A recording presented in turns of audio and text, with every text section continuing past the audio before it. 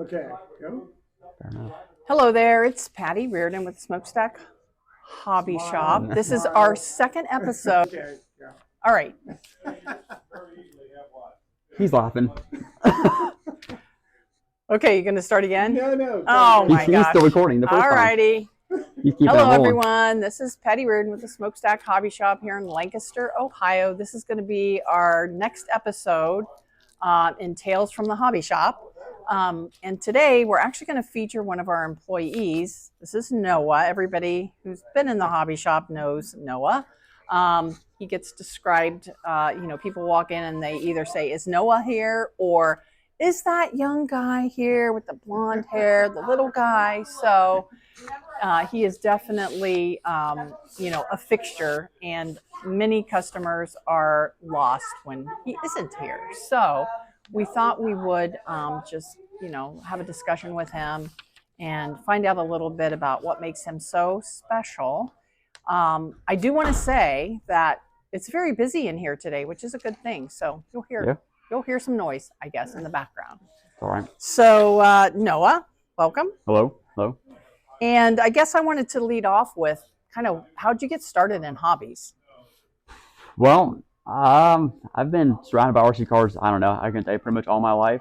My dad was into them when I was growing up. He led me into them. So my first car was a Tamai Clodbuster. That was, I don't know, 16, 17 years ago. I think I was even old enough to drive it at that point. But I had one. It was built. So that's what started me out. And then I always was into it afterwards. Something to tinker with, mess with, drive around. I think every kid has fun with a RC car at this point in life. So something to drive and jump and beat up on and crash. And at that point, my dad was fixing them for me, so I had no responsibility for it. So I just had him do it for me. But that's how I got started. And then just kind of, I've always had like a small want to stay in them, and then outlived me here. So been doing it for a long time at this point. And really, Noah, you've kind of like lived within sort of like walking distance of the hobby shop pretty much. Mile and a half. I remember that bike ride. So yeah, in the early days, Noah would just squeal in here on his little bike, and before he was on it, that was his mode of transportation to get to the hobby shop. What is it that you think you like about RC? I mean, what is it that has kept your interest this long? I think it's it's always changing. It's never the same. So even though RC cars is like a whole part is the same, it's still driving them or whatever. Like the trucks are always changing. They're always going faster. There's always something different about them. There's a new way to build the same car that you've already had. I mean, I've done crawling stuff since I've been into the hobby. So I had the Clodbuster beginning, and then I went into crawling afterwards. I couldn't tell you how many trucks I've built. 20, 30 trucks at this point, taking parts off one, putting them onto another. You can build a truck, the same truck, so many different ways. I think what keeps my interest is you always tinker and tune, and the tinkering part that really keeps me moving with them. So you said the Clodbuster. So that was a crawler? It was a monster truck. Now okay. You could now there was like conversion kits to make them crawlers. I never got into that with it per se. I always kept mine as just a standard like the monster truck that it was meant to be. So yeah, so I know we've been involved in the hobby shop for almost 11 years now. So not being in the hobby world before that, I mean, I've noticed just what we stock here, right? A big transition. I mean, at first it was go fast cars, as I call them. Yep. And then we majorly took a dive into crawlers of all kinds, which we're still heavily invested in, right? Yep. And then some beginner cars too, things at price point where kids can get involved, but still be able to tinker with things.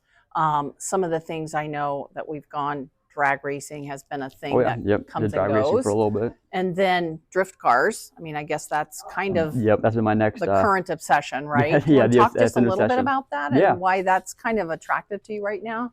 So the drift car stuff, I always joke with everyone when they come in that it's my cheap way to build the cars I want to do in real life. So I'm into full-size car stuff too, and the RC car stuff never helped that. It was still part of the obsession was the driving RC cars. So, but yeah, the drift car stuff was a way that I could build all the cars I ever wanted to build, which is changing the body. I don't have to buy a whole new car. I don't have $20,000 to go build a car. So the RC car is a $60 body. I paint up how I want and throw it on the chassis or whatever. That's why I got a wall of bodies. So Okay, go. Back at it again. So we were right back at building drift car stuff. So like I said, this has been my current obsession, my drift car stuff. So it's just been my way to build stuff. I've always been into car stuff. I just recently got into drifting, so I've been into it for a couple of years at this point now. So what does a drift car do?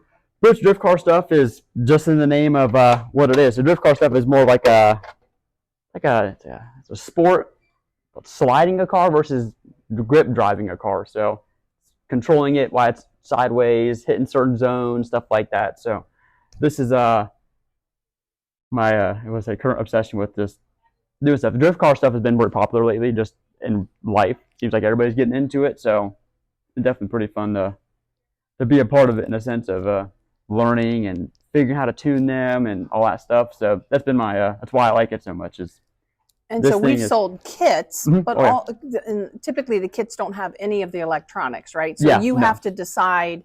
What you want in them, all that stuff. So if you want, there's different motors and ESCs. There's different things that make the drift car a drift car. There's all kinds of parts that you can throw at them and personalize. So and not everyone is the same either. Drift car stuff like a lot of like racing buggies and stuff like that, and like they're crawler stuff.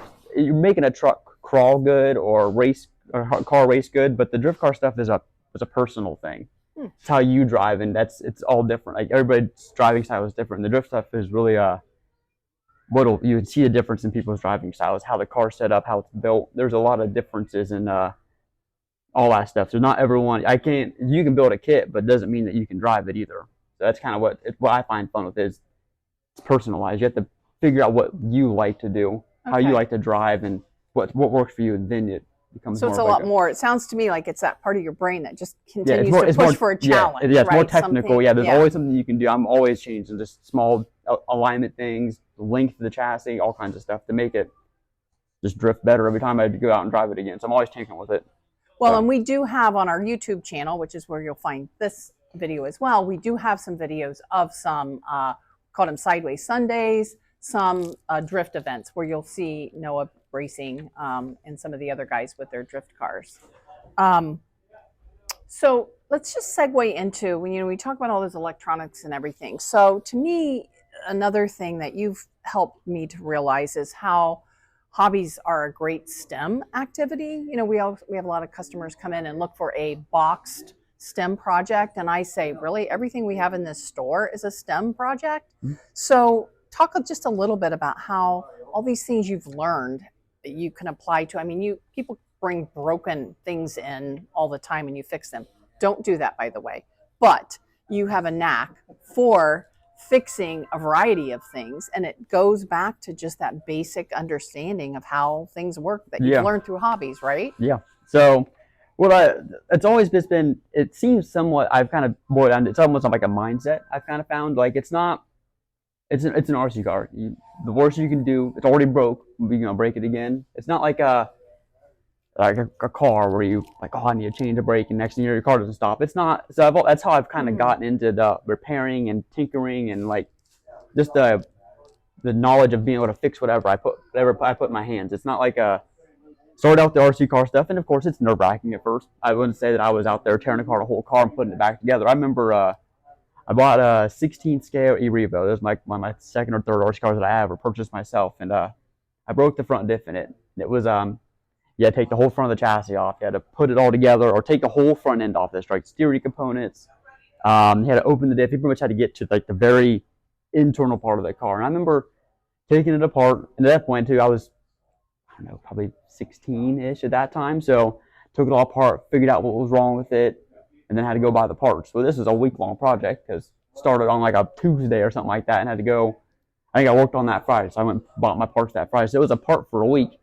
And I had this, I don't know, Ziploc bag just full of all these parts. I had no idea what I was doing. That was my first one I ever took apart by myself, and like really had the want to try to fix it on my own. It was definitely nerve wracking. I remember being kind of nervous, like I'm gonna put all the bolts back in the right spot and whatnot. And somehow, I don't know how I did it, it went back together and it drove just fine afterwards. So that's kind of what started or how I kind of figured out that it's just take your time. If you anything, label the bolts, put the bolts back in places that they come out of. That's how I work on a lot of stuff nowadays. Is if I'm unfamiliar with what I'm working with, I As I pull a bolt out, I'll save it off to the side, and then when I get whatever that bolt came out of, apart or on its own, I put the bolt back in it again.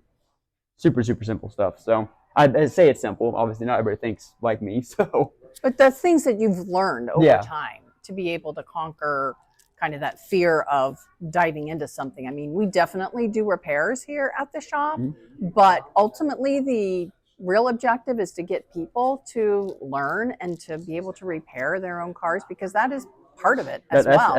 That's half the hobby. Driving is one half, but fixing them is the other. That's all I've always said. That's you're gonna break it. I've always told people that. I said these cars are built to be broken. And they're built to be fixed, not be built broken. Yeah. They're built to be fixed. So it's gonna happen. You're gonna break. I tell people all that all the time. You might spend $1,000 on this RC car, and at one point you'll break it. It'll be sitting in half, or you'll break the front wheel off of it. It's so they sell parts so cheap. I mean, it's $8 to $10, and you just find the broken part, and you just start taking it apart to get all the broken stuff out, and you just reverse the process again. So. Well, one of the other things that I have found really fascinating, having been around Noah and a lot of his friends, Colton, some of the other guys who've been around the hobby shop, and they're all now in their, mid and late 20s, is that they have an obsession now with real cars, like full-size cars. And, I hear them talk, they tear a transmission apart and rebuild it. Nobody in that group has had any car training. So I've always, talked about how this ability to troubleshoot and tear RC cars apart and everything has allowed you guys to do it to real cars. Yeah. Would you agree? Yeah. Oh yeah, definitely. Yeah. That's it. It's all part of that mindset thing. Sometimes it's as simple as it's just bolts. We've taken it down just to that. I said it's just bolts. So you take a bolt out, it pulls something off. It's what we always boil it down to. So, yeah, we've had no mechanical training whatsoever. This has been our mechanical training, is the RC stuff. I think it's the experience is better than any training could ever put us through too. Just That's a good point.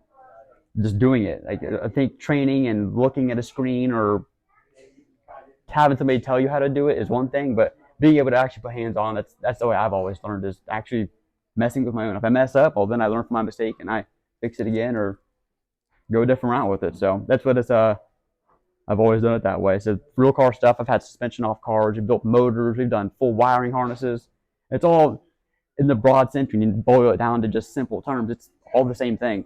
This bolt comes out, and then this part comes off, or whatever. So it's been the same concept. We just use it to our advantage, just to think of it in simple terms versus looking at the big. Cause you look at anything, it's complicated. Like you look at all the parts and things in there, you don't know what's going on. This thing's suspended in the air or whatever, and you just like look at it, like, oh, that's kind of looks difficult or hard to just manage about how it comes apart. But then when you start taking a bolt off it, you're simplifying it a little bit. Each part simplifies, it comes off. So. Right. Well, and I think another thing that is striking me, and we're talking about this, is that community aspect to it too. I mean, you guys with your full-size cars now are a group that work together, and we find that here at the hobby shop all the time. I mean, we have a counter for RC. At any point in time, there's a group that's just hanging out, but they're really just kind of exchanging information and ideas too. And it's something that we here at the shop have always encouraged that. So yeah, I think just being around being around people, that helps. A big thing too. It's hearing people's experiences too. You also learn not on your own but from other people. So that's same with all this stuff. The real car stuff, I've learned more from helping friends out or learning from friends' mistakes to help my car or fix my RC cars or whatever, from versus learning it on my own. Here's somebody's past experience. It's another great way to learn too. Okay. All righty. Well, I don't know. I guess that kind of wraps up what I think makes Noah unique and special. Anything else you want to add, Noah? Not that I can think of. I mean, obviously you guys come in, you probably see me. I'd hope you'd see me anyways. I'm always here. So, but it's been really a fun journey, and it's the RC stuff, learning it. It's fun. Don't overthink it sometimes. Just enjoy it. It's fun. If you got questions, you need answers, whatever. Just someone's out there to answer those questions that you have. No one's out there to tear you down because you don't know something. The RC stuff is a lot of fun. It's definitely a hobby that you can get into in any fashion that you are interested in. Racing, drifting, crawling, anything. There's a small remote control version of whatever you're into, and it goes with the plane stuff too. I'm into planes. I've done boats. Anything that encompasses the RC hobby, I've been into at some point in time. So anything that you're interested in, there's a remote control version of it out there. That's a good point. Get into it. It's fun. It keeps you out of the house. So that's the biggest thing. There you go. Okay. All right. Well, there's a little more to the story as to how Noah ended up at the hobby shop. So here's Don to kick it off. So when we took over the store, we sort of inherited Noah. He was coming in after school to sweep the store. That was his job. He was the sweeper. So dirty. And as the summer went on, I started noticing that, and Colton was with us at that time too. And I started noticing Colton would be just talking to a customer about RC cars, and Noah, who had been diligently sweeping, would stop what he was doing and stand next to Colton like this and start paying attention to what was going on. And this went on for quite a few months. And it got to the point where I told Patty, I said, I think we need to do something with Noah. And she said, well, you can't fire him. And I said, well, I'm not going to fire him. I said, I think he's got more potential than just pushing a broom. He's soaking in all this RC knowledge. We need to kind of turn him into an RC guy. And so over the next few months, we started giving him a little bit more responsibility, and we started asking him questions. And of course, Noah, the encyclopedic RC guy, jumped right in and started. He knew all the cars. He knew all the things that was on the shelf. This was back at the old store. We had our car wall that we were so proud of at the time. It had maybe 9 cars on it. And clearly we have expanded way beyond that. But I don't know if you remember that, Noah. I don't remember that part of it, honestly. Yeah. I can't tell you that I do. Yeah, he would just. I remember sweeping. I'll tell you that, but I don't remember the. He would just be like this, zoned in on what was going on. The sweeping was totally gone. That was it for the day, whatever that was. And so that was how the beginnings of Noah becoming our primo RC man. And now it's kind of funny because we'll ask Noah, hey, do we have what's this part that we need for this car? And he says, oh, it's a 2432. And he goes right to the drawer and pulls it out. He doesn't look it up. He doesn't do anything. He just goes, boom, here you go. And so that's the impressive knowledge and experience he's brought to us, 11 years later now, I think it is? Yeah. So he is now in charge of the entire RC department. And from when I think he was 14 at the time, maybe? 13, I think. 13. 14. And, of course, he was about this tall, and he looked like he was in 5th grade and not whatever grade. Yeah, what grade I was at that point, yeah. But so that's the story of how Noah has wormed his way into the store. So the moral to the story is don't ever underestimating taking on a job where you're going to sweep because you never know where it's going to lead you. Oh, yeah, right? you'll learn. Sweeping is just a gateway. The gateway, yeah, oh, yeah, yep, that's what it was. Get your foot in the door, and this is the United States of America, right, where you can do anything, and possibilities are endless. So yeah, yep. Because you're pushing a broom doesn't mean there's no other potential for you. As I like to say, you get your broom in the door. Yeah, get your broom in the